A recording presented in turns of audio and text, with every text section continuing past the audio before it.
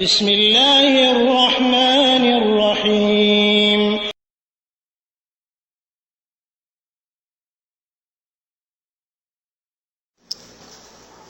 আসসালামু আলাইকুম রহমতুল্লাহি ওয়া বারাকাতুহু। ভাইয়ের প্রশ্ন যে নামাজে শেষ বৈঠকে তাহিয়াত এবং দরুদ পড়ে সালাম ফিরালে নামাজ হয়ে যাবে কিনা? হ্যাঁ, দরুদ শেষ বৈঠক যেমন জরুরি, ফরজ, রুকন, অনুরূপভাবে আত্তাহিয়াত পড়াটাও রুকন, ফরজ, আত্তাহিয়াতটাও জরুরি। এরপরে আপনি দরুদ পড়লেন, দরুদটা ওয়াজিব বলেছেন উলামায়ে কেরাম, দরুদ পড়াটা ওয়াজিব। একটু পরে যদি আপনি সালাম ফিরে দেন নামাজ হয়ে যাবে। আর এর পরবর্তী দোয়াগুলা পড়া সুন্নাত, যতগুলো মিলাতে পারেন মিলাবেন, সুন্নাত হবে। সুন্নাত সহ আদায় করলে পূর্ণ হলো।